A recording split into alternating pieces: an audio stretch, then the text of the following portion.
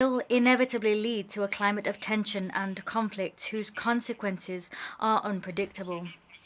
Mr. President, Cuba, as a small island developing state, has paid a high price for defending its legitimate right to exist as a sovereign and independent nation. For more than 6 decades now, we have resisted a ruthless and unilateral economic, commercial and financial blockade, which was ratcheted up to extreme unprecedented levels from 2019, and this continued during the pandemic. 30 years have now elapsed since the first General Assembly resolution against this blockade, and at this time the US continues to ignore the almost unanimous demand from you to cease its illegal and brutal policy against Cuba. Endeavours are still waged on the part of the US to create material shortages, to sow despair, disenchantment, and to cause damage to the Cuban people. The government of the United States is strengthening pressure on banking institutions, companies, and governments throughout the world that are interested in establishing relations with Cuba, and the United States continues to obsessively pursue all sources of foreign exchange coming into the country to bring about the economic collapse of the nation. As a result, the Cuban economy has withstood extraordinary pressure that are having an impact on industry, service provision, are leading to a scarcity in food and medicines, and are leading to a decline in consumption and a decline in the general well-being of our people. The human damage caused by this policy and felt by all Cuban families is impossible to quantify, but is nevertheless vast, cruel, and immoral. The blockade is an act of economic war in times of peace. The current government of the United States keeps in force the most aggressive measures of pressure on our country. These were adopted by the government of Donald Trump and remain in force. This administration continues the unfair inclusion of Cuba on the arbitrary list produced by the State Department of countries that supposedly sponsor terrorism. Slanderous classification of our financial bodies and institutions, and makes it extremely difficult for us to conduct transactions or to pay payments or access credit. Cuba has been a victim of state terrorism and does not promote, nor will it ever promote, terrorism. On the contrary, we condemn terrorism in all its forms and manifestations. The government of the United States manipulates opportunistically highly delicate issues such as terrorism, religion, democracy, justice, corruption, and human rights. The double standards, the inconsistency, the selectivity, the manipulation, the political manipulation indeed, of which the United States are guilty, damage the cause of human rights.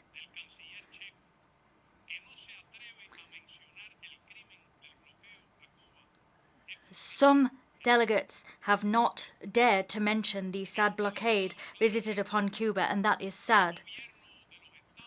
I urge the government of the United States to solve the issues which fuel irregular migration and which promote the loss of life. These factors include their failure since 2017 to uphold their obligation, according to bilateral agreements in force, to earmark no less than some 20,000 annual visas to migrants. There is the Cuban Adjustment Law, there is the treaties that are politically motivated. There are restrictions placed on regular transit countries and the ratcheted up economic blockade. These cause migration and must be ceased. We've heard today that the processing of migrant visas will return to the Embassy of the United States in Havana, and that is a positive step.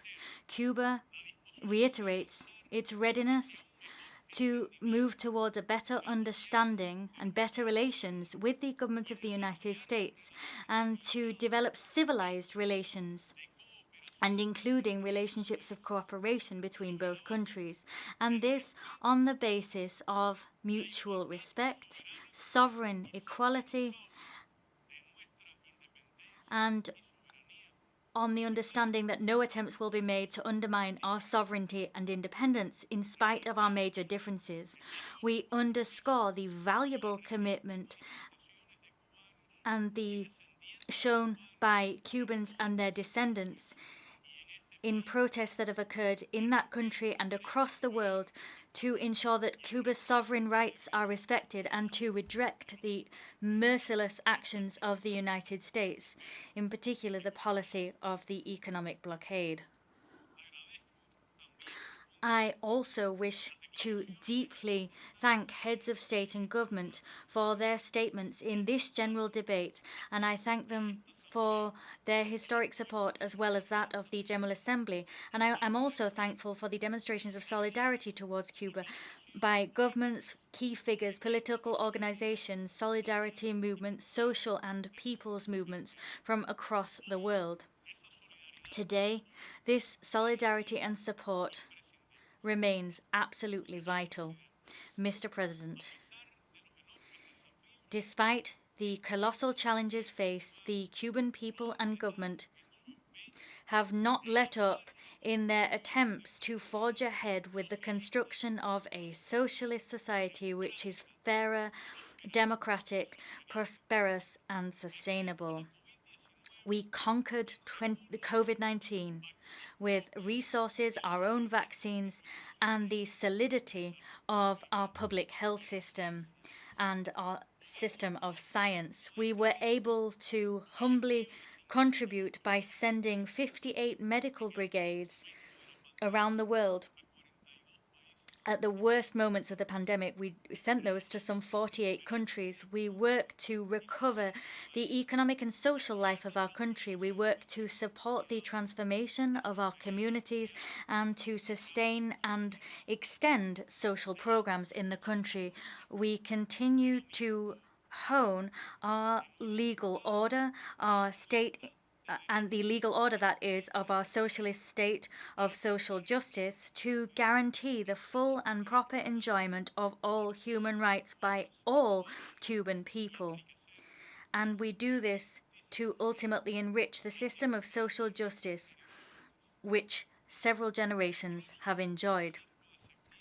On the 25th of September, after a broad participatory process of popular consultation, we will hold the legislative referendum on an innovative family code. This vote will be a genuine exercise of direct democracy and of the effective power of the Cuban people.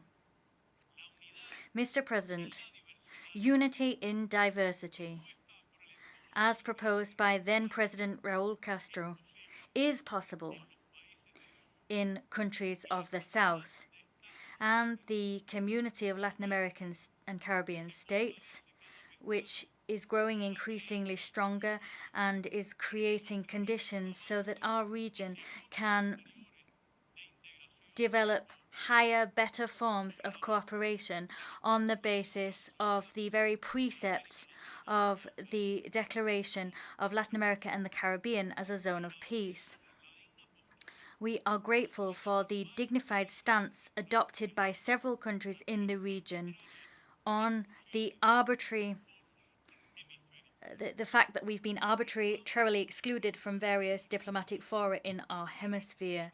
We express our solidarity with the Bolivarian Republic of Venezuela and with its constitutional president, Nicolás Maduro Moros, and we stand shoulder to shoulder with the civic military union of its people as it attempts to withstand attempts made to subvert and destabilize the internal order of that brotherly country. We reject the implementation of unilateral coercive measures in and against Venezuela.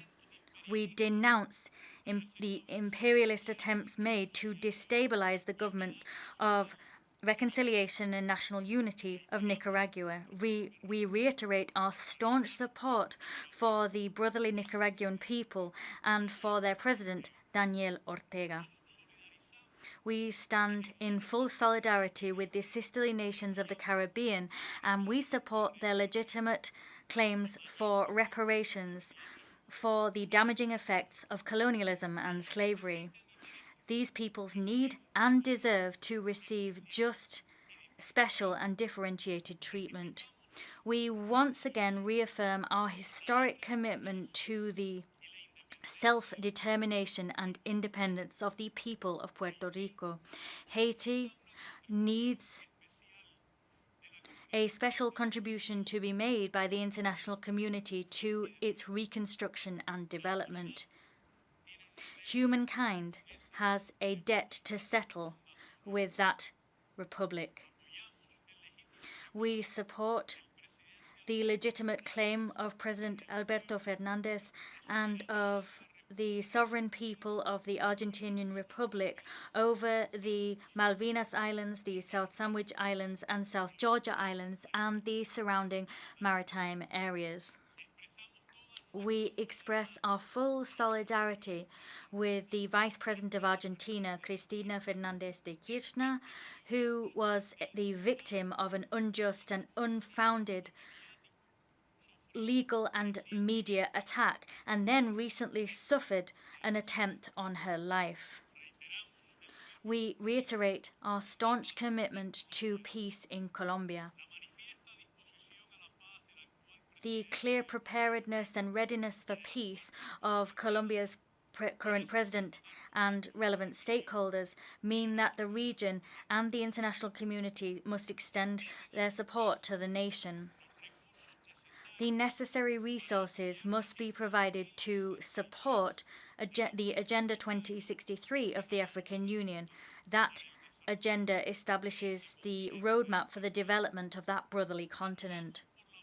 We are lobbying for the search for a peaceful and negotiated solution to the situation imposed upon Syria, and we call for a cessation in foreign interference and for the full respect of Syria's sovereignty and territorial integrity. We support a just, broad and lasting solution to the conflict in the Middle East. This must be a solution which guarantees the genuine exercise of the inalienable right of the Palestinian people to build their own state within pre-1967 borders, with their capital in East Jerusalem. And we call for the end of the Israeli occupation of the occupied Palestinian and Arab territories. We reaffirm our unwavering solidarity with the Sahrawi people. We reject the unilateral coercive measures imposed on the Islamic Republic of Iran.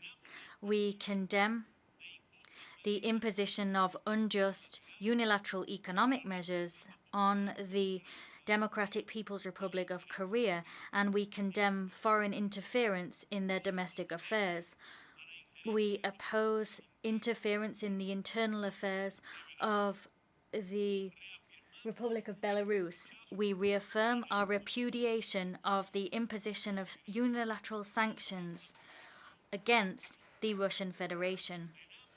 We condemn the unfounded smear campaigns waged against the People's Republic of China and attempts to undermine their territorial integrity and sovereignty.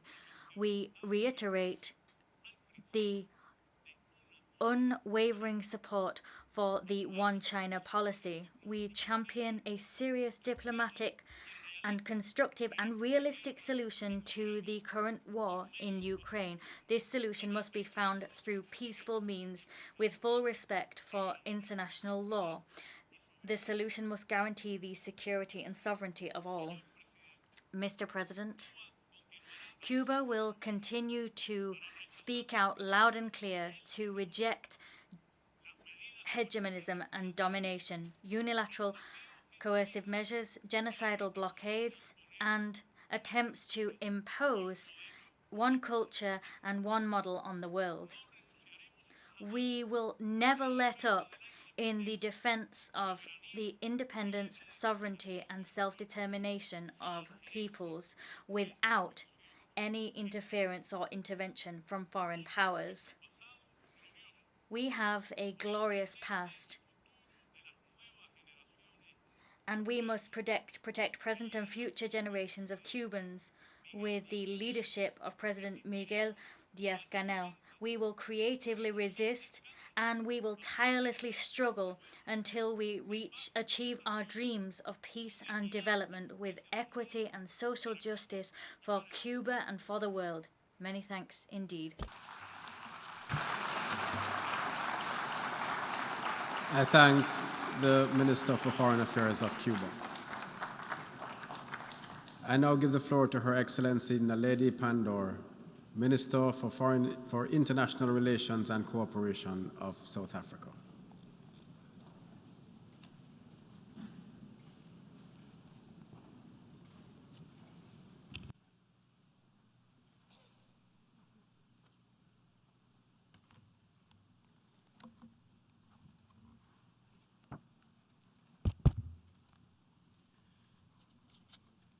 Mr. President of the General Assembly, Your Excellency, Mr.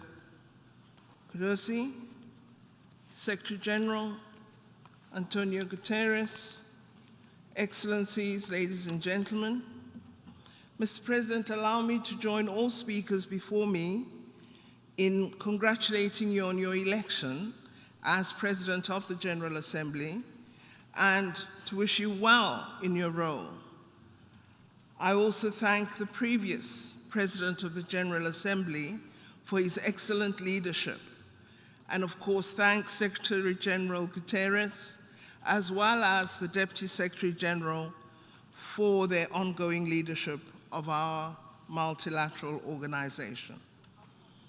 Mr. President, we meet at a time when the UN family is facing its greatest tests. Member states have to work with the United Nations to develop effective responses to the current challenges. As the theme of the General Assembly indicates, these challenges are diverse, immense, yet interconnected, and no country can respond alone. Some have referred to this moment as a key turning point in history. The COVID-19 pandemic and the Russia-Ukraine war strongly influence these attitudes today. However, for South Africa, the real inflection point will be a world attending fully to the needs of the marginalized and the forgotten. Our greatest global challenges are poverty, inequality, joblessness, and a feeling of being entirely ignored and excluded. Acting on the Common Agenda Vision 2021 of the UN Secretary General should become the major objective of this time, because addressing poverty and underdevelopment will, in our view, be the beginnings of the real inflection point in human history. The Charter of the United Nations, the Universal Declaration for Human Rights, and its human rights protocols all commit us to protecting all people without distinction of any kind. We must acknowledge that we face these crises today because we have not always upheld these foundational principles consistently and fairly. We believe international law matters when this one is affected, but doesn't matter when this other one is affected. That does not help to uphold international law. We have learned a great deal from the COVID-19 pandemic. It has provided us with a roadmap on what we should do as the global community and what we should not do to address global challenges. We need to use the lessons from the pandemic effectively. There were some noble initiatives, such as the Access to COVID-19 Tools Accelerator, which was co-chaired by President Ramaphosa of South Africa, the African Union champion for COVID-19 response, as well as the Prime Minister of Norway. This ACT A initiative laid the basis for a fairer distribution of vaccines, therapeutics, and diagnostics. We would like today to thank all the countries that have acted on their financial commitments to the COVID-19 Tools Accelerator. Mr. President, global solidarity is also required to meet other pressing challenges such as energy and food insecurity, climate change, and the devastation caused by conflicts, including the existential threat of nuclear weapons. Up to now, instead of working collectively to address these challenges, we have grown further apart as geopolitical tensions and mistrust permeate our relations. We should, however, move forward in solidarity, united in efforts to address our common global challenges to ensure sustainable peace and development. One of the tasks, Mr. President, that we must successfully implement is to ensure that developing countries are not left behind when treatments are available.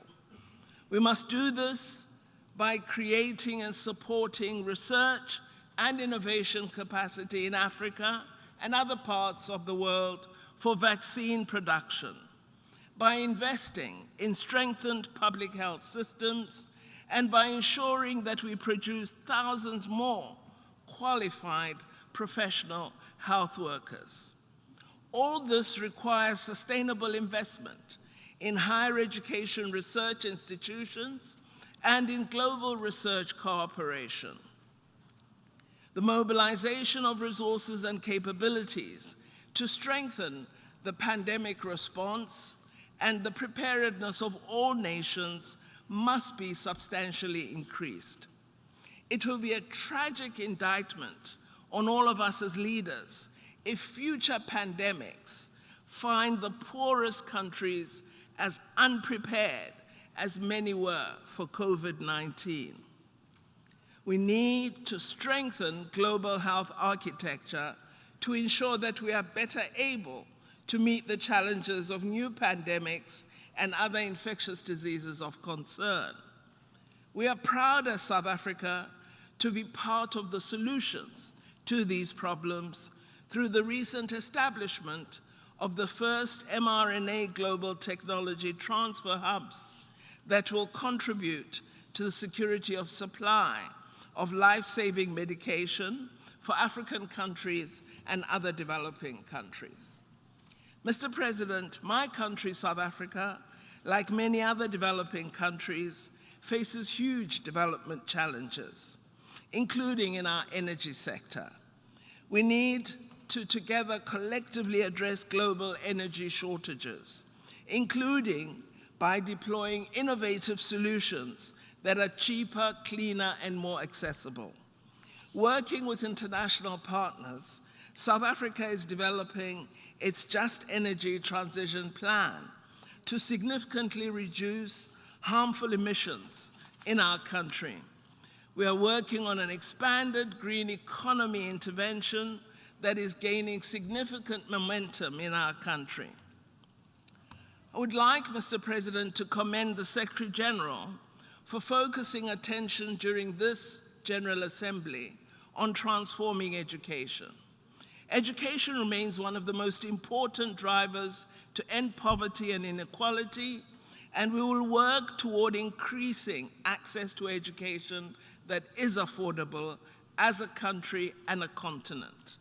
South Africa has no-fee schools at primary and secondary level to allow the most vulnerable learners to access compulsory education. We also have a state bursary scheme for poor students who qualify for tertiary education. These measures learners who were previously unable to access education. In the field of research and innovation, we believe we need more partnerships such as the Square Kilometre Array Science Infrastructure Project, hosted in South Africa and Australia. This is an international partnership that is one of the largest joint scientific endeavors in history. Partnerships of this nature must be encouraged to leverage scientific breakthroughs for development purposes. We also believe the multilateral trading system must be strengthened so that we genuinely create a conducive environment for fair trade, and one that also provides opportunities for developing economies. If actionable steps such as these are not taken, developing countries will remain subject to an imbalanced global financial and trading system.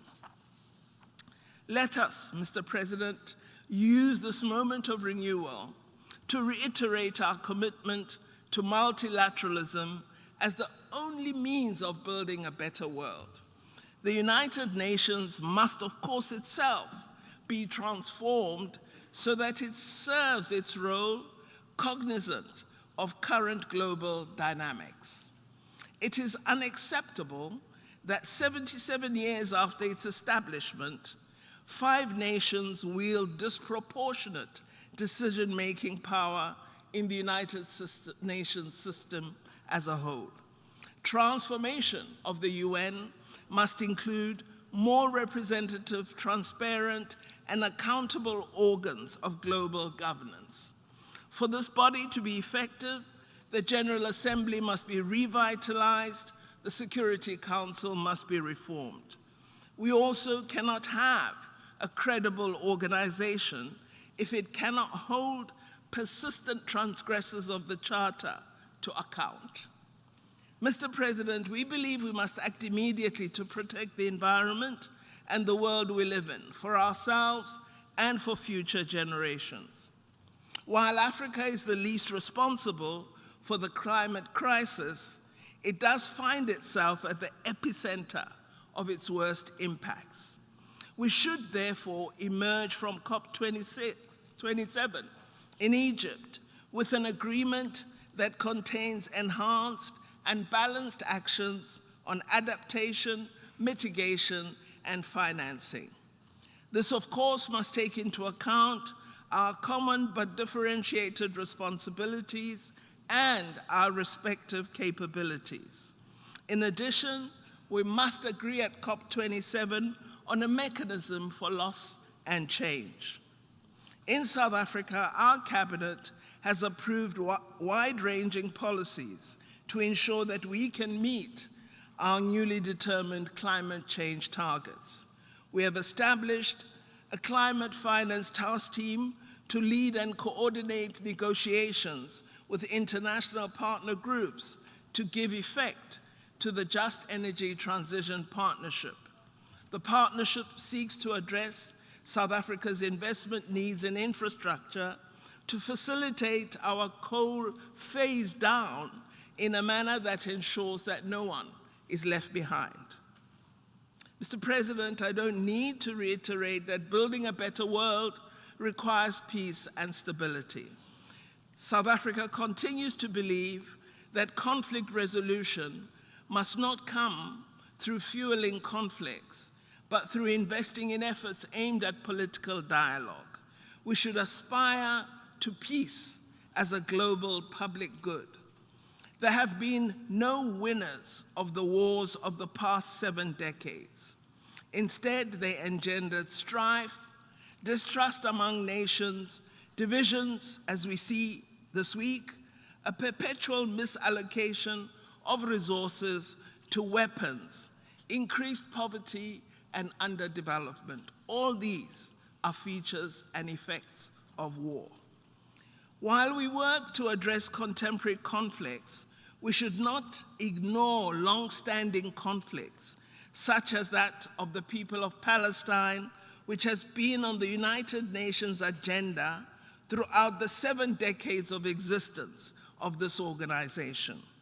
We cannot ignore the words of the former Israeli negotiator at the Oslo talks, Daniel Levy, who addressed the UN Security Council recently and referred to the increasingly weighty body of scholarly, legal, and public opinion that has designated Israel to be perpetrating apartheid in the territories under its control.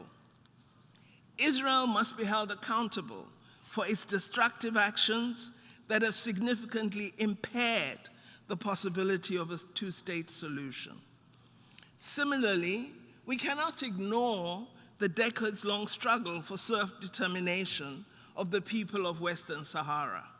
We must, Mr. President, treat all conflicts across the globe with equal indignation, no matter what the color or creed of the people affected is.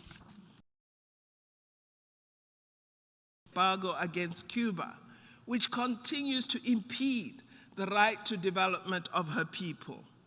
In the same vein, we call for an end to unilateral coercive measures against Zimbabwe, which have compounded the problems experienced by the people of Zimbabwe and have a detrimental effect on the broader Southern African region.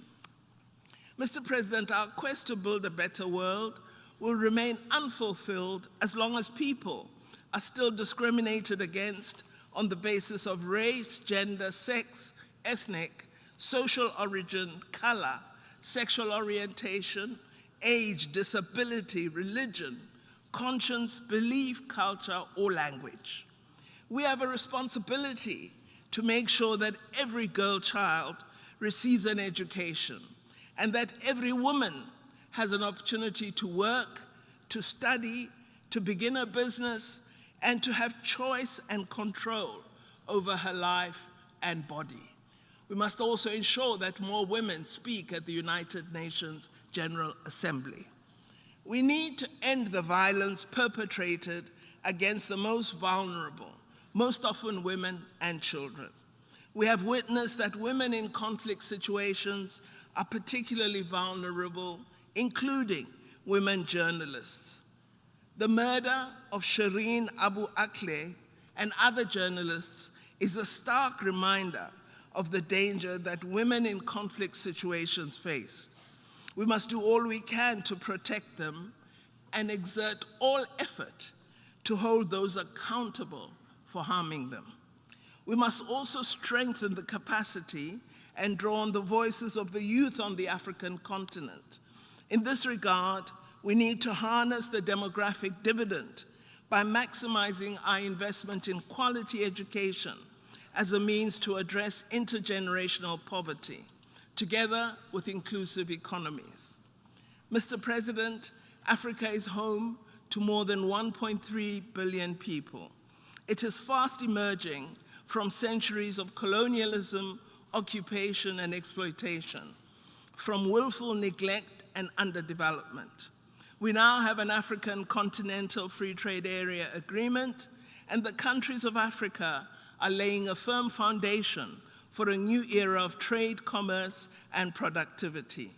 Our countries are establishing the conditions for the seamless flow of goods and services between African markets, for the growth of industry, and for the construction of roads, bridges, railway lines, ports, and power stations that will support growth. As we continue our efforts to end war, conflict, and insurgency in several parts of our continent, and to prevent the unconstitutional seizure of power, we will continue to see greater alignment between our agenda and that of the United Nations and our body, the African Union. To overcome all these acutely global challenges, we must agree to a common path out of an increasingly polarized world, a rules-based international system predicated on international law and strict adherence to the provisions of the UN Charter is essential. Such a system should safeguard the interests of all and not only the powerful countries. We acknowledge the efforts of Secretary General Guterres in his vision, our common agenda, which we support very, very strongly. We believe he has provided us with options to put aside our differences, to build trust, and to forge a world where future generations will prosper and thrive. That should be the mandate we adopt, and not the mandate of division and conflict. I wish you well, Mr. President, and I thank you for this opportunity.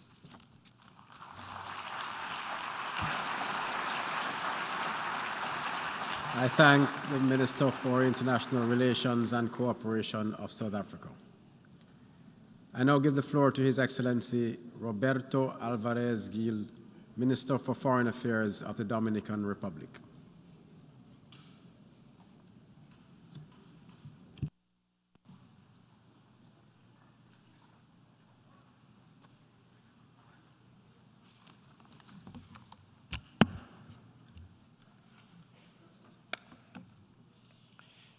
Excelentísimo señor. Your Excellency, Mr. Shaba Qureshi, President of the 77th Session of the General Assembly of the United Nations, Your Excellency Antonio Guterres, Secretary General of the United Nations, Excellencies, Heads of State and Government, Excellencies, Ministers of Foreign Affairs, Heads of Delegation, ladies and gentlemen. I begin my address by conveying to you the apologies of our President, Luis Abinader, who, due to unexpected circumstances caused by Hurricane Fiona that has severely affected several provinces of our country, is unable to participate in this important general debate. Now, I cannot continue my address without first conveying our condolences to the United Kingdom of Great Britain and Northern Ireland. I must also extend these condolences to the members and observers of the Commonwealth of Nations following the passing of Her Majesty Queen Elizabeth II. Her example of dedication to public service will be remembered forevermore. After a painful period which produced millions of victims, we meet once again in this illustrious hall because, thanks to science, we have overcome the worst effects of COVID-19. But who would have foretold that in the middle of the 21st century, the spectre of war would once again devastate Europe? This has been a bitter ordeal, and let us hope that we learn the lessons we've been taught so that we can be better prepared for the challenges of the future. We're talking here about situations that could have been avoided if we had been inclined to work together to find answers to the pressing problems facing humankind. We should be absolutely clear on that point by now, because in a globalized world, the effects of epidemics, conflicts, and violence know no borders. Precisely because our world is so interconnected, long-term goals and major goals require always, as is so eloquently expressed by the title of this General Assembly session, transformative solutions to interlocking challenges. It is crucial to recognize that this organization requires significant reforms which will rouse it from the complacency that has colored its work. We should underscore that what is important for our countries is the consolidation of a renewed multilateralism. As part of a substantive reform process, we must grant greater authority and a greater role to the General Assembly, and this in order to reduce cases of the abusive use of the veto in the Security Council. This is particularly important when it comes to issues involving the violation of human rights and support for humanitarian assistance. Another pressing issue is climate change and its devastating effects, which mean that we need to have the principle of active solidarity to enter into full force. This solidarity must be shown towards those least able to tackle climate change effectively. As an island, our country is ready to make tangible proposals within the annual conference of the parties to the UNFCCC COP27. Naturally, our positions are fully aligned with those of small island developing states. And these positions demand that those countries that most contribute to global warming retain in their agendas a vital mechanism for cooperation with those who most acutely suffer the effects of climate change. As such, we hope to see greater commitment to financing for adaptation and mitigation in the face of this crisis. Mr. President, small countries such as ours are significantly increasing their education programs, and in so doing, they're sacrificing work in other areas crucial for development. For this reason, we attach particular importance to the Transforming Education Summit, just as we do to the creation of the UN Youth Office and for the Mobilization Day. In our country, youth accounts for 70% of our population. We believe in their significant, full, and equal participation in decision-making processes. Today, humankind requires results which work in favor of peace and avoid new conflicts. It requires particularly that we avoid those conflicts which jeopardize the very existence of planet Earth.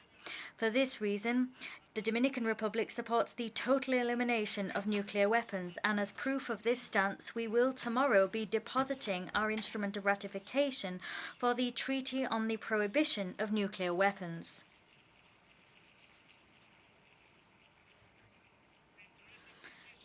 As part of this process by which we continue our commitment to multilateralism, and as we seek to step up our presence in international bodies, our country is now a candidate for election to the UN Human Rights Council for 2024-2026. It is our legitimate aspiration to sit on this council for the first time, and as we pursue this goal, we hope to enjoy the support of this community of nations. Ladies and gentlemen, the 21st century has brought with it many positive developments for the improvement of the quality of life for all of humankind. However, unfortunately, events such as the invasion of Ukraine by the Russian Federation have created not only thrown people into disarray following the loss of human lives, but these events have also seen hunger worsen dangerously in many regions, many of which are far removed from the site of the conflict. Given that Russia and Ukraine are the primary producers at a global level of grain and fertilizers, this conflict has imperiled the global distribution of this important food source, not to mention the extent to which Europe is being affected by fuel shortages, fuel of which Russia is one of the primary suppliers. Mr. President, we welcome the fact that the Security Council extended the mandate of the UN Integrated Office in Haiti until July 2023. And we welcome the fact that this office includes a unit to tackle sexual and gender-based violence, one of the most aberrant products of this climate of violence. The outcomes expected of BINU are conditional upon the Haitian people reaching a national agreement as a starting point to combat and ultimately neutralize gangs, first of all, and then the Haitian people must hold elections as soon as circumstances allow. Unfortunately, these developments have not come to pass, and as such, the Dominican Republic believes that efforts to stabilize Haiti must be focused, and we've made this point time and time again, on bringing about peace immediately and on political dialogue as the only appropriate ways to tackle violence and chaos.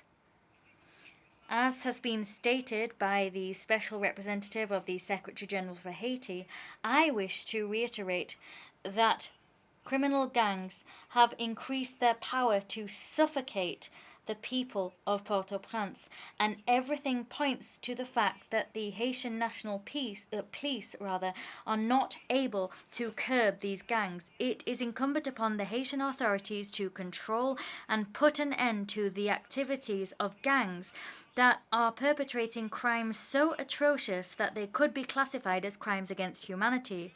We must remove the blindfolds from our eyes and admit that the Haitian National Police alone will not develop sufficient capacity to guarantee order and neutralize the gangs.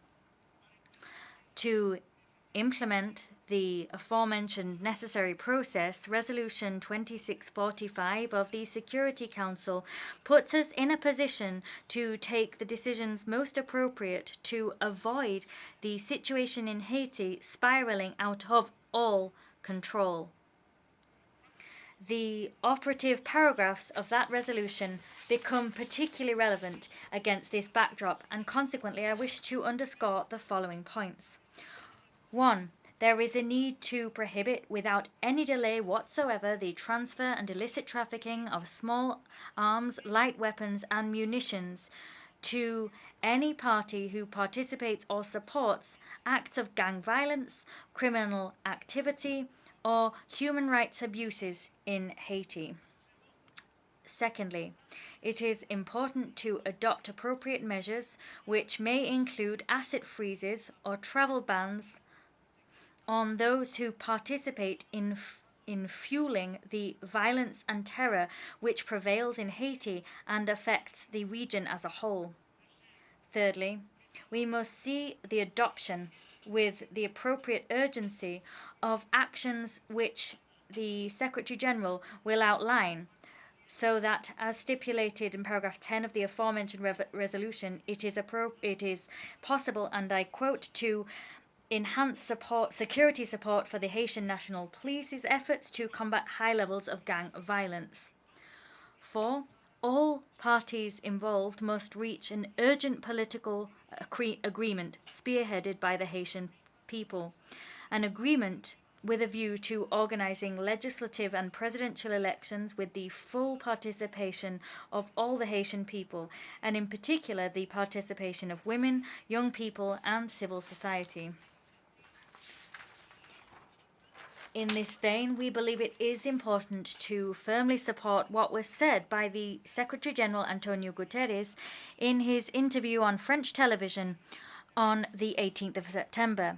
He said it was vital to deal with security in Haiti, and he said that until assistance to police capacity building is strengthened, there needs to be a robust force in place, a force able to restore peace and put an end to the violence that has been unleashed by armed gangs, which themselves are infiltrated by political and economic spheres of influence. Ladies and gentlemen, on several occasions we have asked the following question: what has been the greater tragedy for the Haitian people? Was it the 2010 earthquake, which devastated Port-au-Prince and claimed the lives of some 220,000 people, including of 102 members of United Nations personnel? Or is it the current situation, which can be defined as a low-intensity conflict? The answer, and here I have no doubt whatsoever, is that despite the tragic suffering caused by the earthquake, the current situation is more desperate for the Haitian people. In 2010, following the earthquake, the entire Haitian population united and, driven by a sense of solidarity, mobilized to support and rescue their neighbors. Moreover, the entire world mobilized and came to Haiti's aid. Of course, the Dominican people immediately answered the call for aid. They rallied to bring necessary aid and assistance to their Haitian brothers. But this wasn't just the case in the face of natural disasters. In 1986 too, civic responsibility prevailed and all of the Haitian people united to halt the dictatorship which lasted for more than 2 decades. In other words, the Haitian people has a great deal of experience garnered over history of uniting and facing adversity. Today, the situation is dramatically different. Faced with the powerlessness of authorities when it comes to establishing order and guaranteeing citizen security, the resilient Haitian people now feel abandoned to their own fate. And fear is gripping, indeed paralyzing, vast swathes of the population.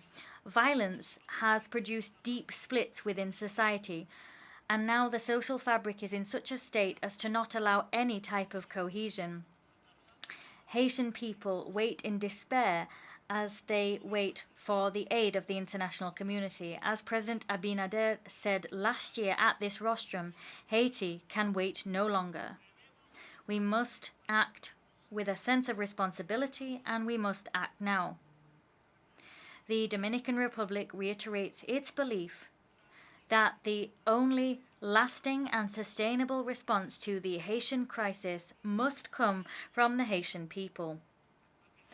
In spite of the difficulties in reaching agreements, we hope that we will find agreements, and we hope that the right path will be chosen so that the Haitian people can achieve the consensus necessary to get out of such a grave situation. To reach this goal, international cooperation is vital. If we wish to bring stability and calm to the people of Haiti, to their neighbors, and to the region, that is our sole agenda. Distinguished delegates, the Dominican Republic signed the United Nations Charter in 1945 and continues to uphold its commitment with the same sense of responsibility with which it signed the Charter 77 years ago. We have participated in historic decisions and resolutions issued by this General Assembly. You can rest assured that our country will continue to play its part in this concert of nations, and that it will be ready to continue contributing to the strengthening of the United Nations, an instrument which remains decisive in the maintenance of global peace and security. Thank you very much. I thank the Minister for Foreign Affairs of the Dominican Republic. I now give the floor to His Excellency Arnoldo Andre Tinoco, Minister for Foreign Affairs and Worship of Costa Rica.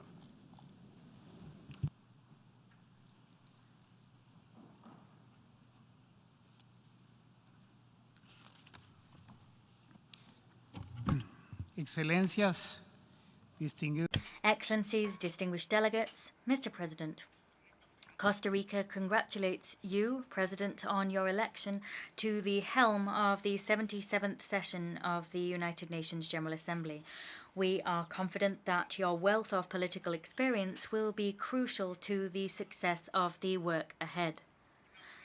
A maelstrom of challenges is shaking the foundations of this building. The pandemic has now been raging for 3 years, and still 30.3% of humankind has yet to receive a single vaccine dose. The climate crisis and the crisis of biodiversity loss are lashing us mercilessly and indiscriminately in Pakistan, Puerto Rico, the Dominican Republic, and Costa Rica.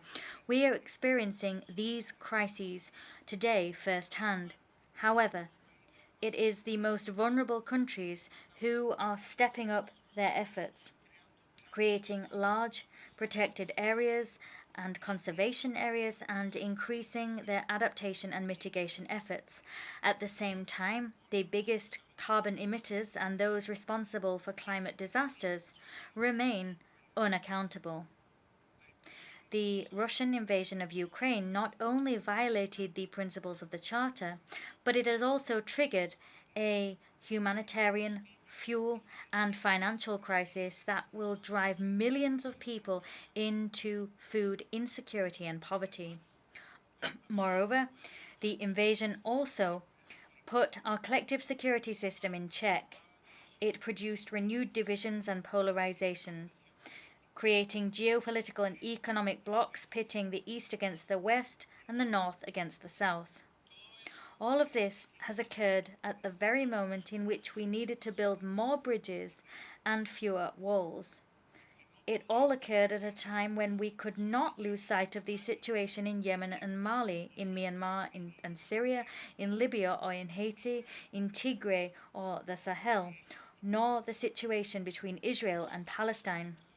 The attacks on democracy and human rights, especially those against women and girls, also know no borders.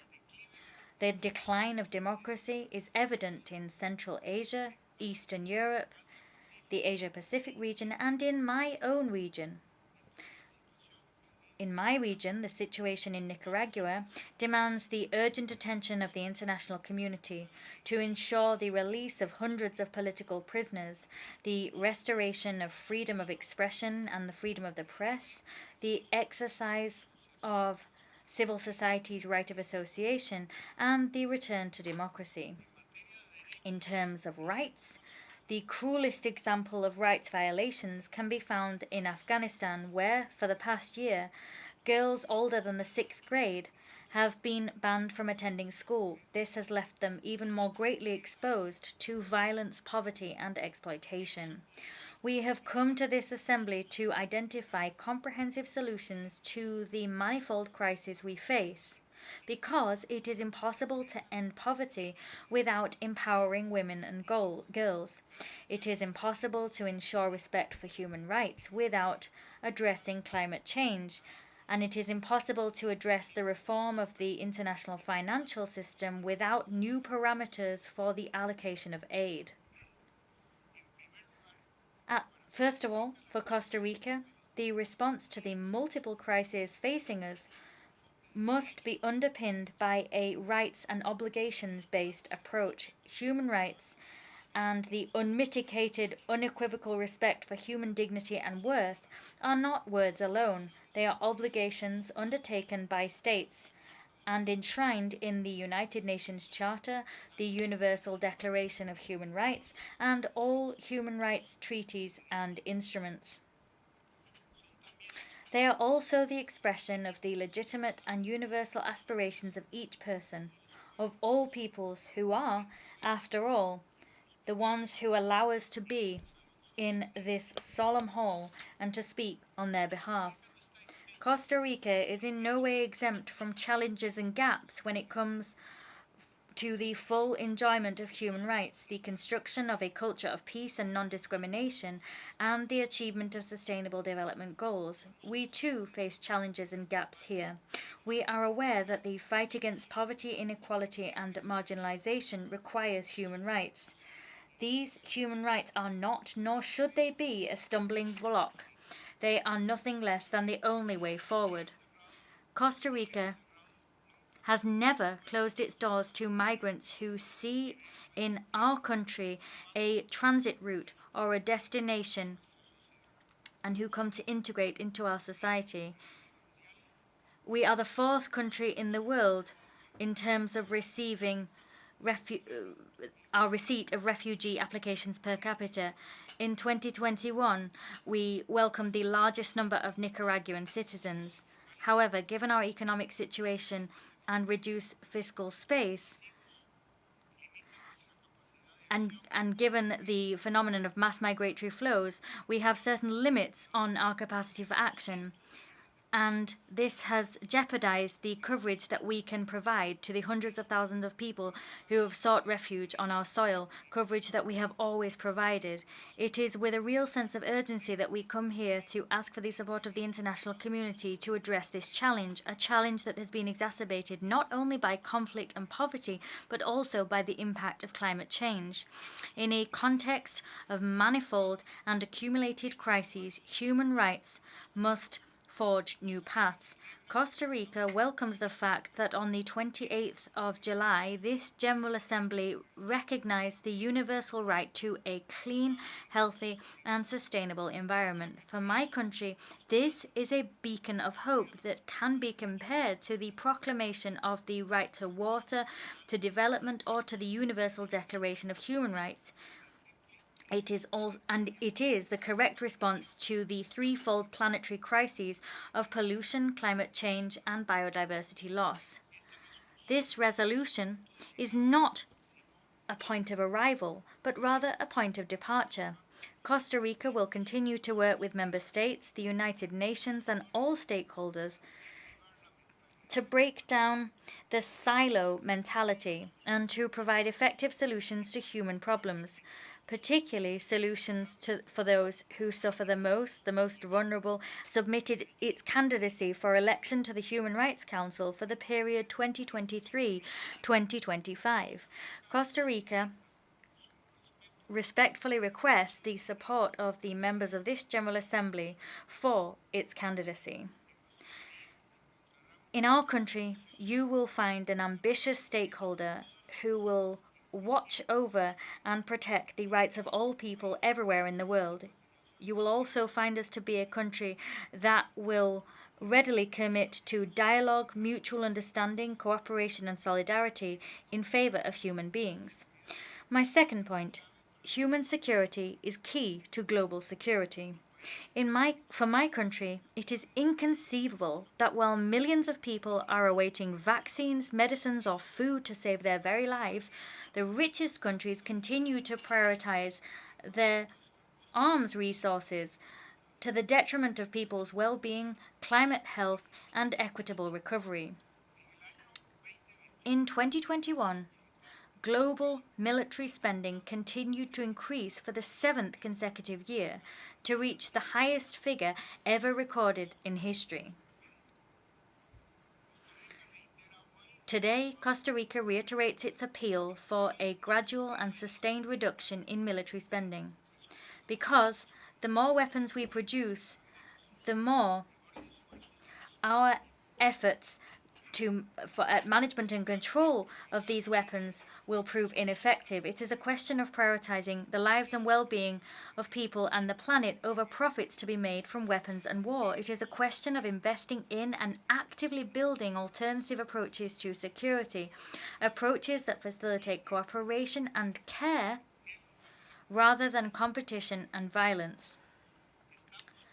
We are convinced that it is also possible to achieve peace and security without resorting to the use of nuclear weapons, because the total elimination of nuclear weapons is the only guarantee against their use or threat of use. Costa Rica urges more states to sign and ratify the Treaty on the Prohibition of Nuclear Weapons, as well as to adhere to the Vienna Declaration and Action Plan. We also urge the Russian Federation to cease its attacks on Ukraine, its civilian population, and critical infrastructure. We urge the Russian Federation to demilitarize the Zaporizhzhia plant and not to resort to nuclear coercion, which we condemn in the strongest terms. Costa Rica calls on both parties to ensure respect at all times and in all circumstances for international human rights law and for international humanitarian law. The third transformative solution must be a financial one. Middle-income countries face significant inequalities and challenges. These include a reduced fiscal space that limits our capacity for action and investment and puts our social fabric at risk, despite the fact that we are home to the highest percentage of poor people and migrants in the world. Our income categorization does not allow us to access ODA or to obtain concessional financing on favorable and fair terms. Consequently, it is urgent to go beyond GDP per capita. We must have new parameters for the allocation of aid, investment, and international cooperation. These parameters must take account of other aspects such as structural deficiencies, climate risks, market fluctuations, and fiscal stability. A fourth action requires a higher level of ambition and urgency if we are to address the threefold planetary crisis of climate change, biodiversity loss, and pollution. To address these challenges, safeguarding marine resources and ocean health is of the utmost importance. Weathering the worst effects of the natural disasters that lash our countries, droughts, heat waves, forest fires, floods never seen before, are the people themselves. With those people in mind, Costa Rica, together with France and the United Kingdom, is leading the High Ambition Coalition for Nature and the People. This seeks the conservation ocean by 2030. Costa Rica has successfully conserved 30% of waters under national jurisdiction 9 years ahead of schedule, invites other states to meet this common goal.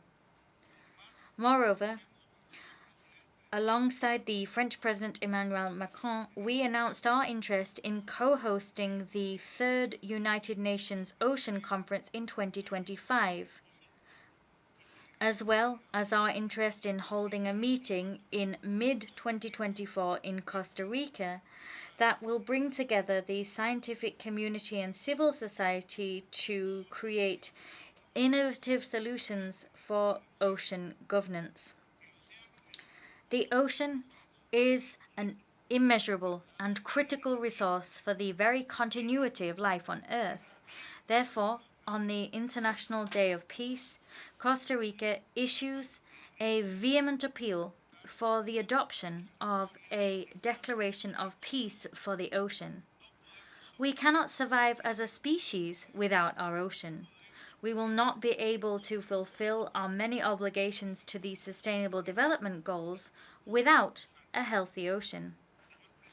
Mr. President, let us support the Secretary-General's initiative for a new agenda for peace, an agenda which strengthens our collective capacity to prevent conflict and resolve existing conflicts with sustainable, locally driven solutions. Let us renew the social contract which binds our governments and peoples, anchoring governance arrangements in human rights, trust, inclusion, protection, and participation. Let us guarantee gender parity and empower women, and in particular girls, in all spheres of life. Let us seek new methods to measure development that adequately reflect essential aspects such as environmental sustainability, inequalities, and structural gaps, as well as the quality of institutions and the prevalence of the rule of law. Let us build a multilateral system and a United Nations system that is more resilient, transparent, and inclusive, and systems that better embrace the needs and perspectives of all. This is particularly true for the Security Council. Let us do more to pave the way for the United Nations to fully rise to the occasion. Let us do more so that it has the skills and determination to do what it needs to do. Let us help the UN and our own countries to change the course of our common destiny while there is still a destiny to shift. Let us act with conviction and courage, with determination, and with a true sense of urgency. The time is now. Thank you.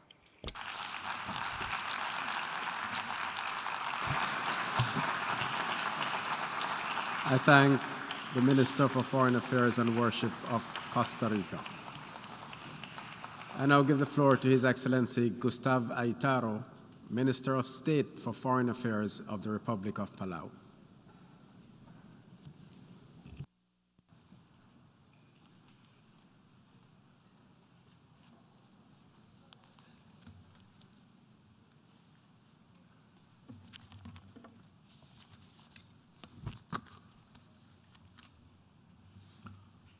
Mr. President, Secretary General, Excellencies, ladies and gentlemen, I bring greetings from our President Soran Whips Jr.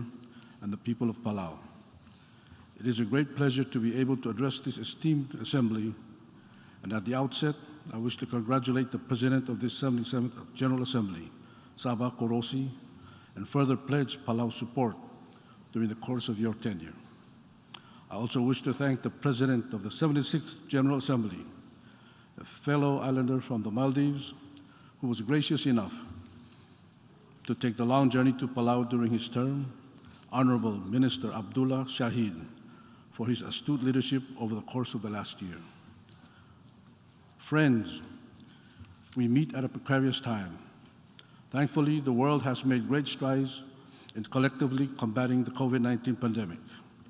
The people of Palau thank all our international partners and friends who came to our aid during this difficult time, particularly the United States, Japan, Taiwan, Australia, and others.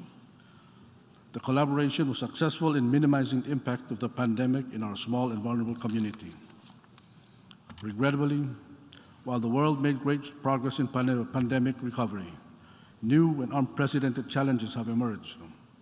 The war in Ukraine rages on, extolling damage to infrastructure, homes, schools, cultural sites, and killing of innocent people, and continuing to terrorize the children of Ukraine.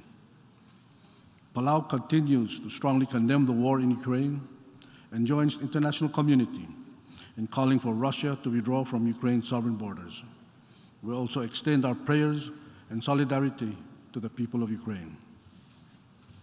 While war may be viewed as a heart attack, the climate crisis has been like diabetes, insidious and wearing us down constantly with consistency year after year.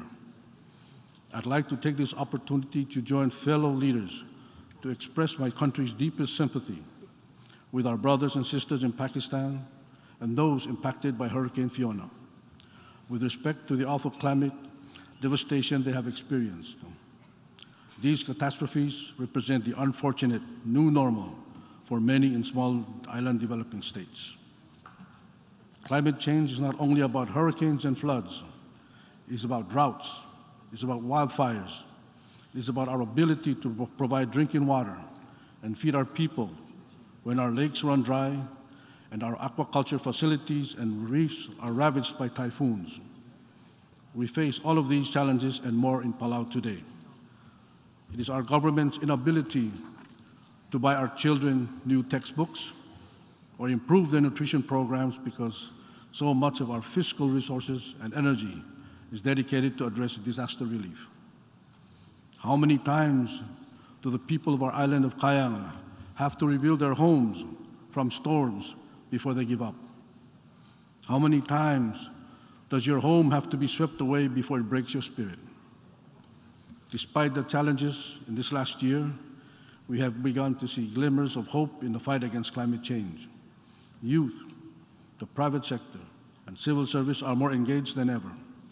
Over 150,000 young people scaled Glasgow for COP26, provided much needed pressure for leaders to take action, and after 4 failed COPs, the Glasgow Climate Pact was finally adopted. Even large emitting countries like the United States and Australia have finally passed significant legislation to shift their domestic policies. None of these efforts get us to 1.5 degrees yet, but they represent a great step forward and we commend their efforts. As the Russian-driven energy crisis has shown us, energy independence and renewable energy sources build resiliency into our economies. Palau felt the strain of skyrocketing energy costs, and this is fueling our ambition to achieve 100% transition to renewable energy. In Palau, we have a saying, "Selom tobo del morabuay, emisngek mesablim." Translated, it is like the English idiom, "Don't throw stones in glass houses." It means, before you criticize other people's actions, look at your own. It is in this spirit that our President Surang Whips Jr. has committed to Palau transitioning to 100% energy by 2032. The message we want to send is clear.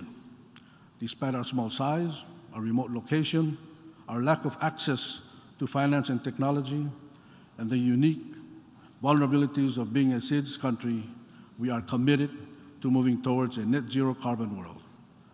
We are committed because our planet and our children need us all to be committed.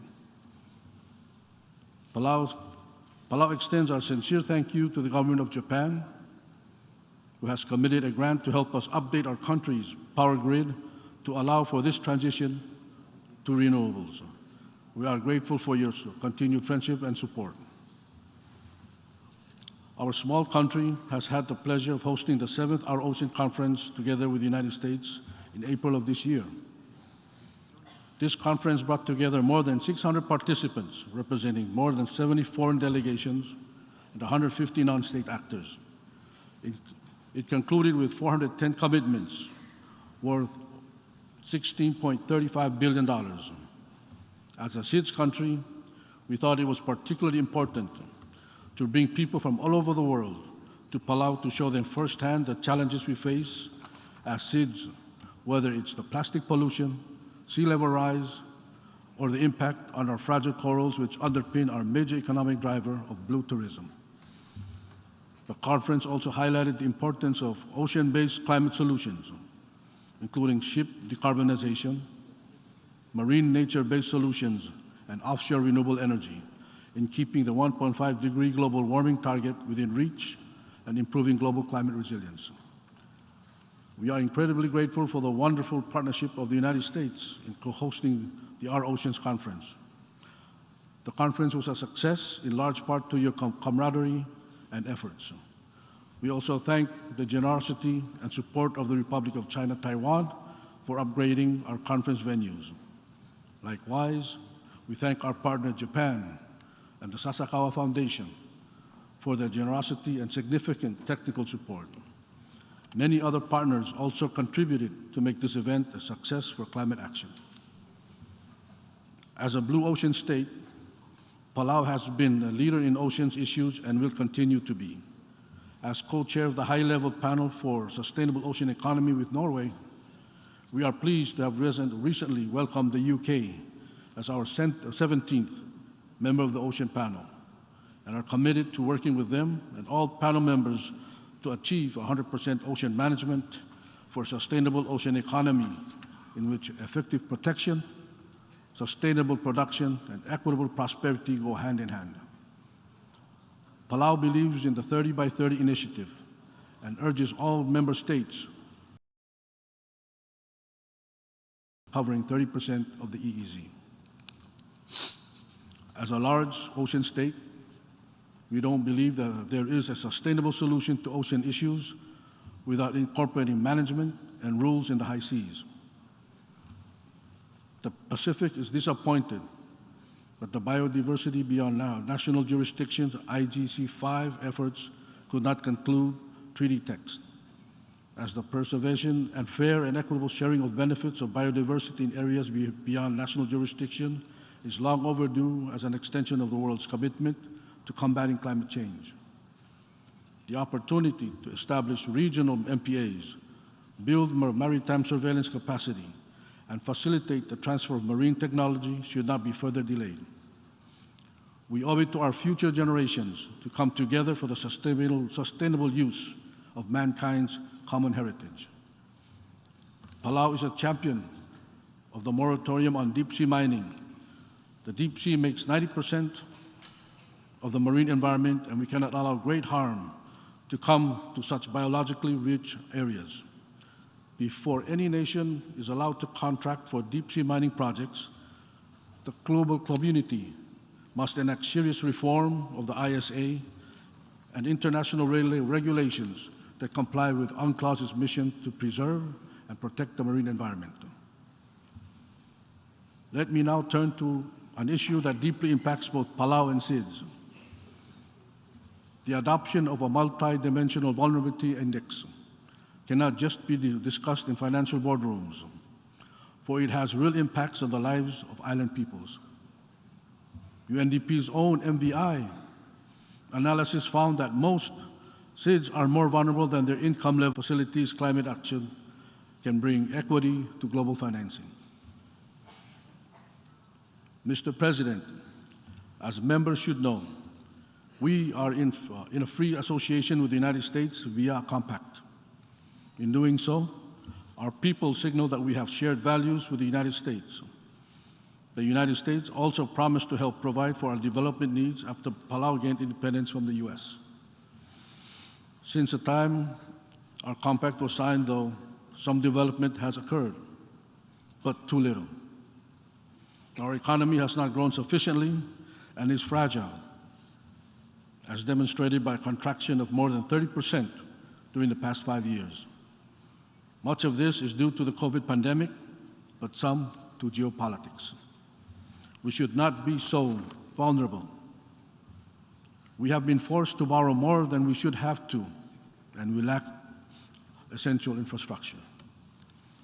The strength of our association is that it requires the governments of Palau and the US to periodically reconsider the relationship and its terms, reconsider Palau's requirements for assistance for public services and economic development, and commits both of our governments to act on the conclusions.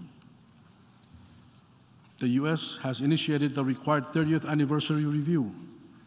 Its bureaucracy initially proposed unacceptably inadequate assistance, but President Biden has appointed an envoy who we trust will get his government to at least meet Palau's minimum needs so that our people can attain a decent standard of living without having to leave. This is essential to enabling the relationship to endure as my government envisions. It hopes that when we next address the General Assembly, we will be able to report an agreement in this regard. We need greater financial and programmatic assistance and require these for the foreseeable future and for as long as free association continues. But what we want most are government measures and public and private investment to grow our economy. We are deeply grateful for the assistance that the US and other governments, such as Taiwan and Japan, have provided. But we need more now, just as we need measures to combat and adapt to climate change's rising seas. In our case, this includes concrete action to enable our people, right now, especially our hospital, to move from a land that now regularly floods to a higher elevation area. Mr. President, we continue to view the United Nations as an important mechanism for achieving international peace and security and sustainable development for all countries, but in particular for the voiceless and most vulnerable.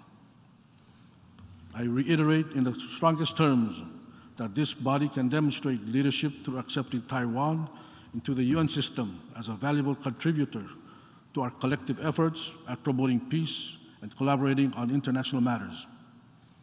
Most UN member states accept Taiwan passports, so too should the UN system recognize and incorporate the Taiwanese people and enrich this body with the benefits of their participation. Doing so is a realization of the core principles of the UN Charter. The Taiwanese people are a part of the global community and a valuable partner in combating climate change and the COVID-19 pandemic.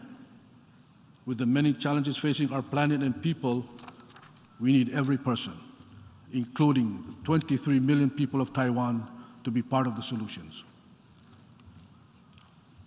When linguists studied our local Palauan language, they discovered it was anchored in the word heart. Baltigareng translates into found heart, means love. We are a people and a culture who navigate with our hearts, and that is the message I'd like to leave you with today. Palau chooses love of self, love of neighbor, love of planet, love as our virtue. We believe that choosing love is our only way forward for a collective peace and prosperity. There is no profit sufficiently large to be worth the price of war or the destruction of our planet. Above all, the highs and lows of this year, I trust this institution will take away the importance of unity and the respect for the rule of law. We are capable of overcoming immense challenges of our time, but we must do so together. Masulang, and thank you very much.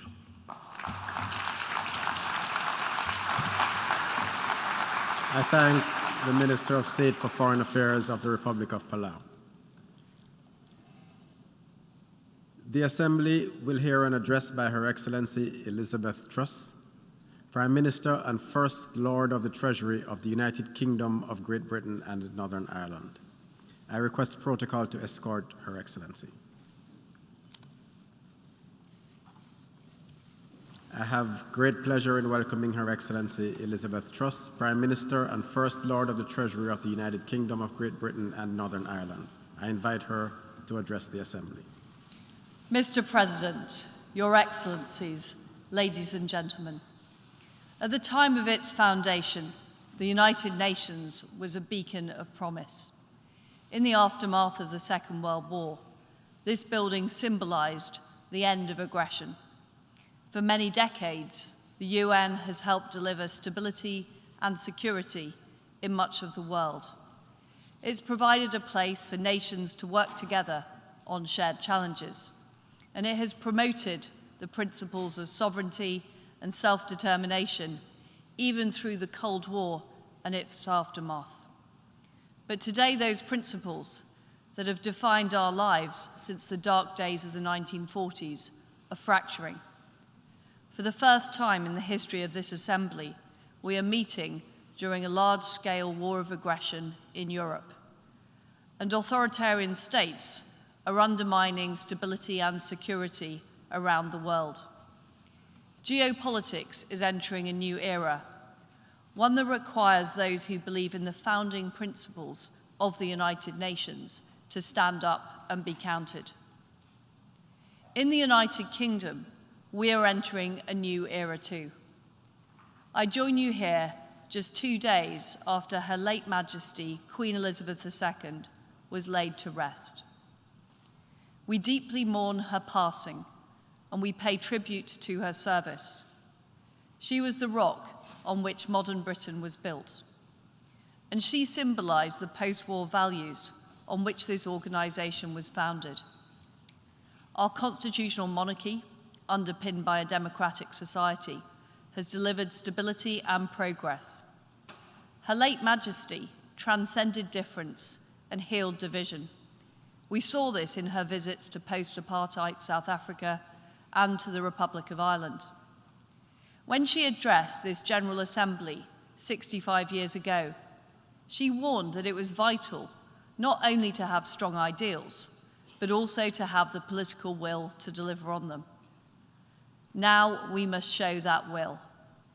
We must fight to defend those ideals, and we must deliver on them for all of our people.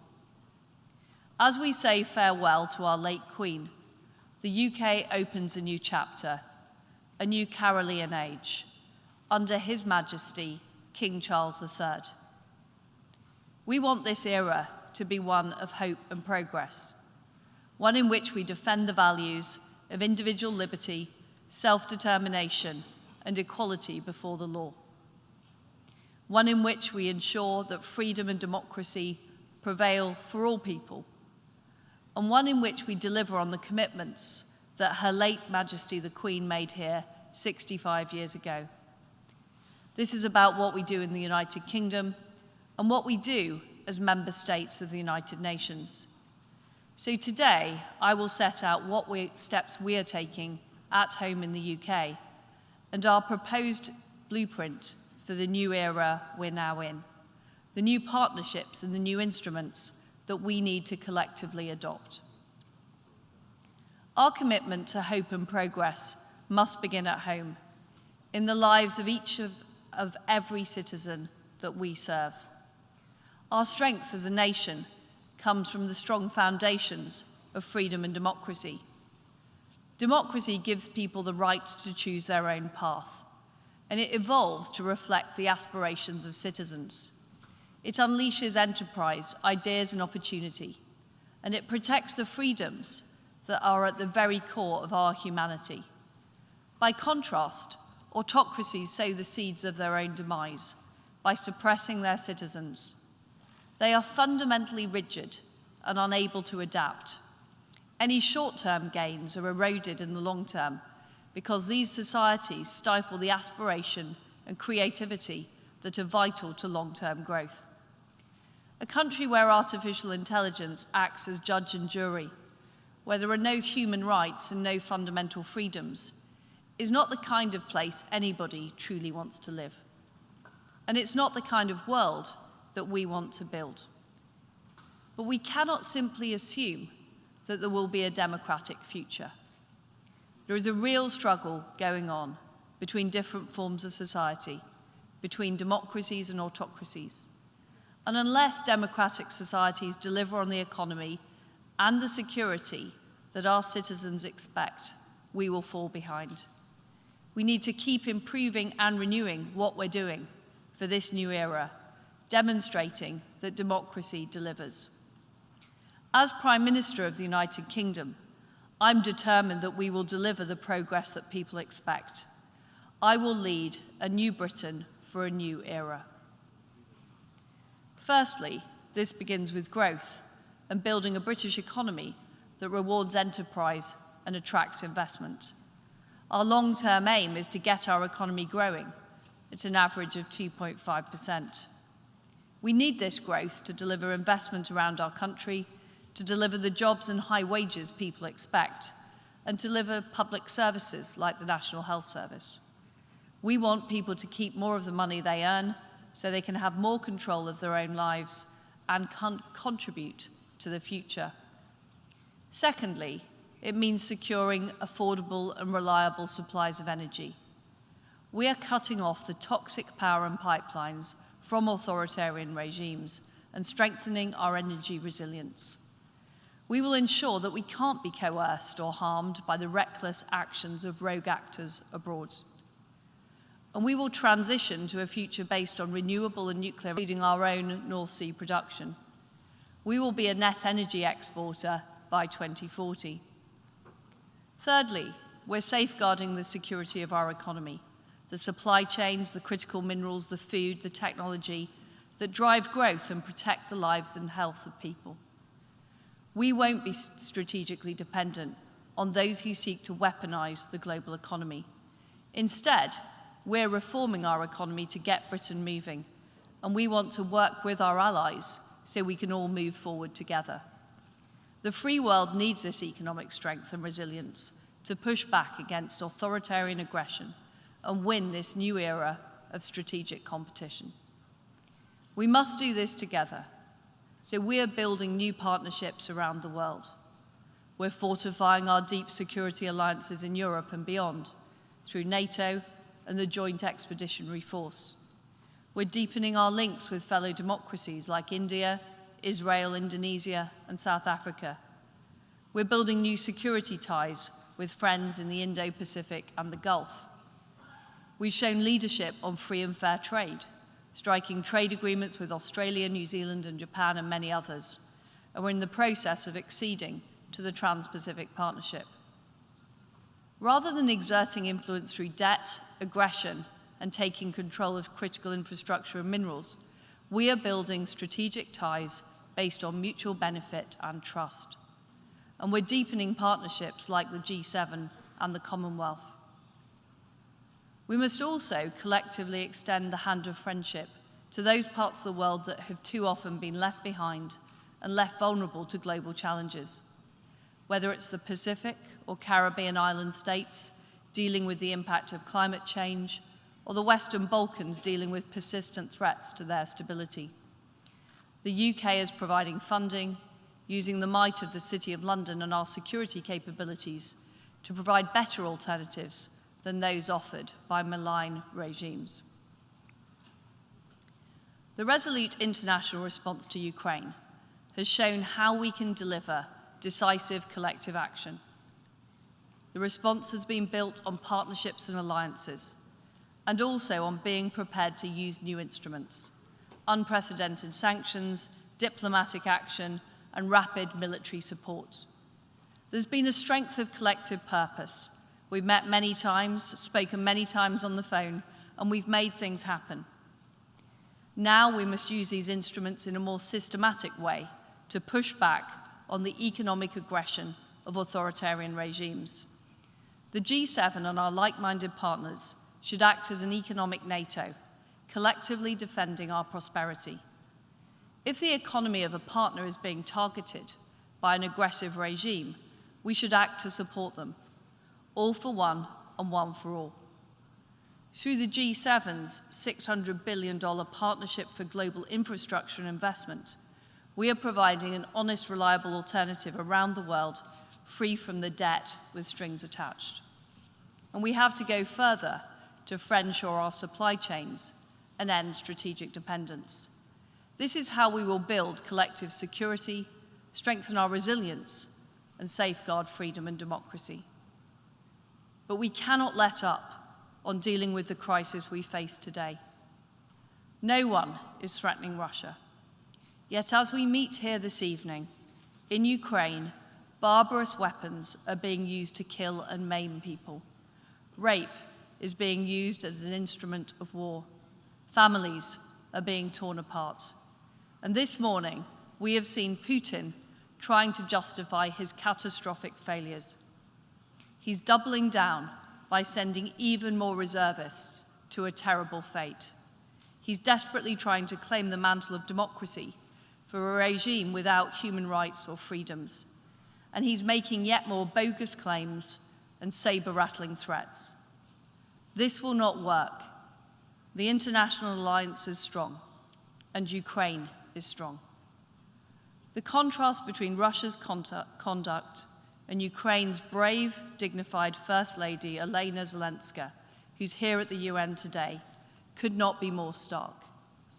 The Ukrainians aren't just defending their own country, they're defending our values and the security of the whole world. That's why we must act.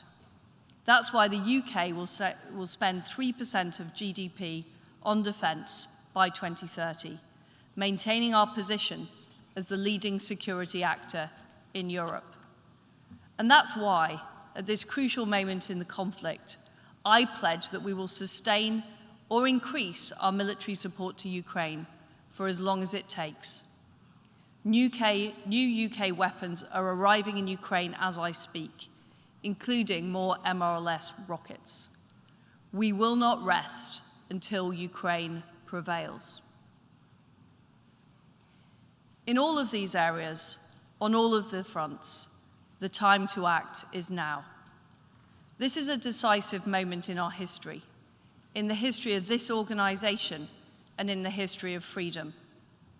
The story of 2022 could have been that of an authoritarian state rolling its tanks over the border of a peaceful neighbor and subjugating its people. Instead, it's a story of freedom fighting back.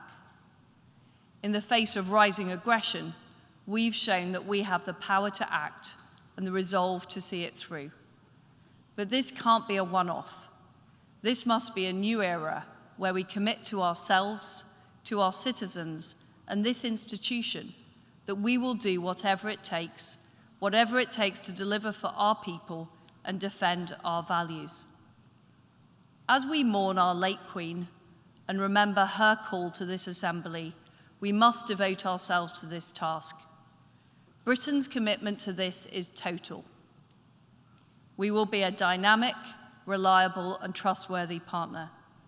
Together with our friends and allies around the world, we will continue to champion freedom, sovereignty, and democracy. And together, we can define this new era as one of hope and progress. Thank you.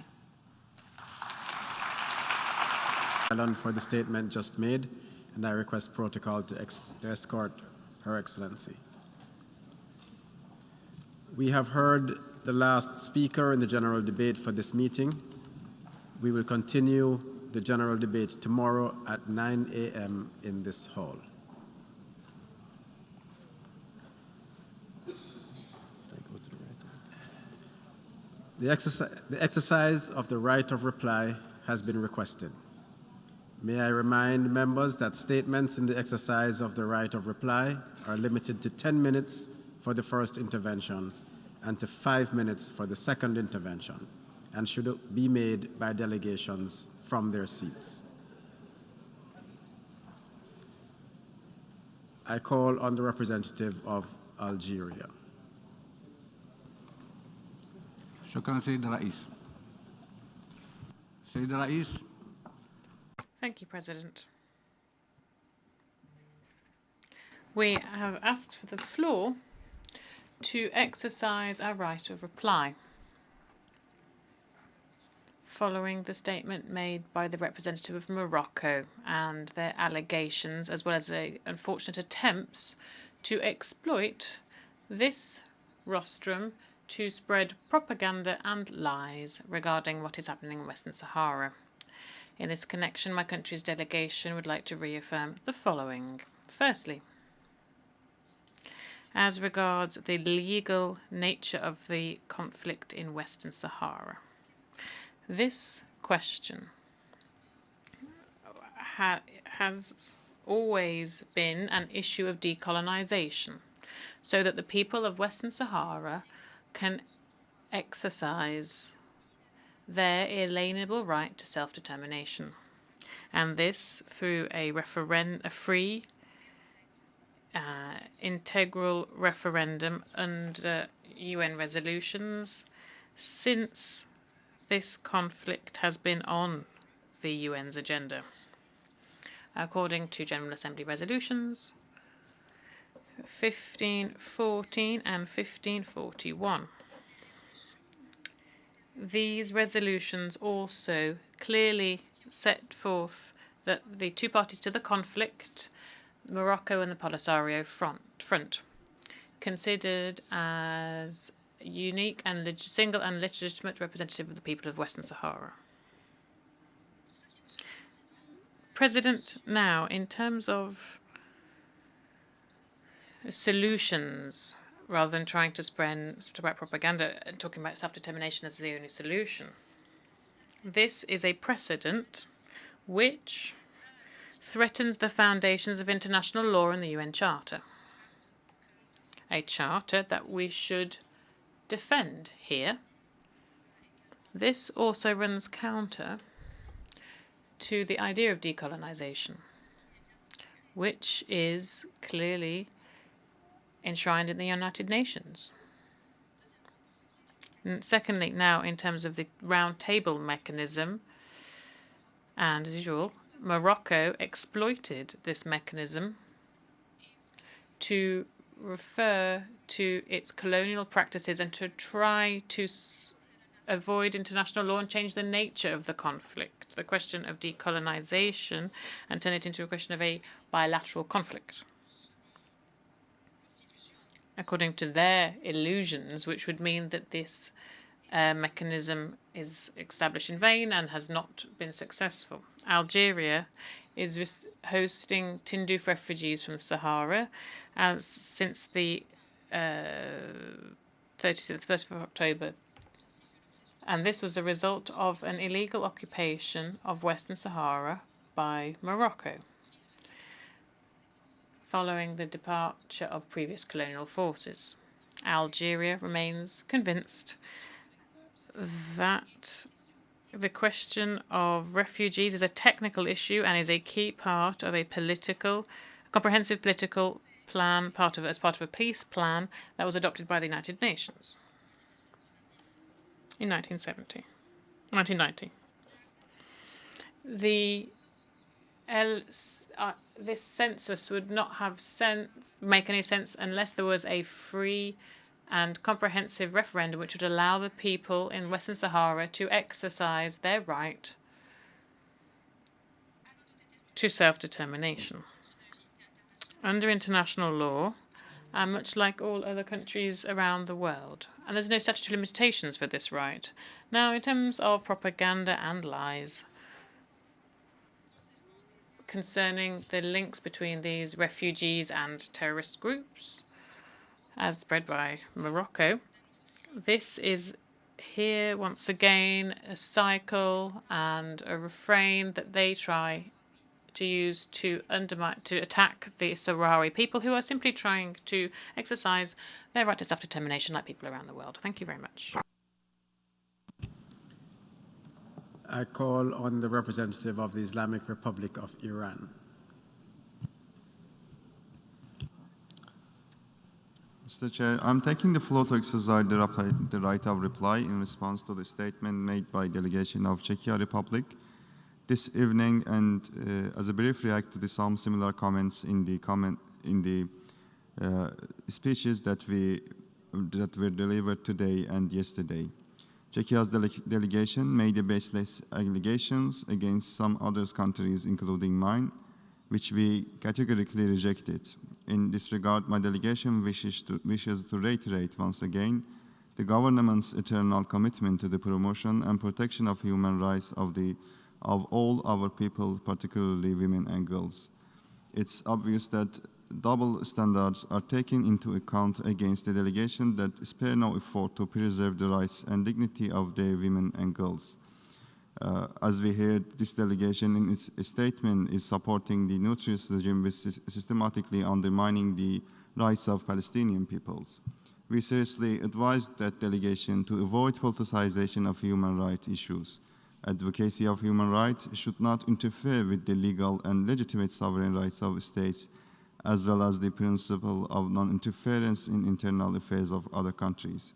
We invite this delegation to respect the UN Charter and international law and to avoid any interference in the internal affairs of other member states. As we reiterated earlier in our statement under this agenda item, and as one of the original signatories of the Non-Proliferation Treaty, the Islamic Republic of Iran has been and continue to be a staunch supporter of Non-Proliferation Treaty and has been in full compliance with its commitment under this treaty, and will continue working with the agency with the IAEA. I thank you, Mr. Chair. The meeting is adjourned.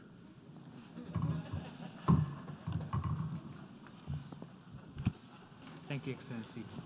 Thank you, too.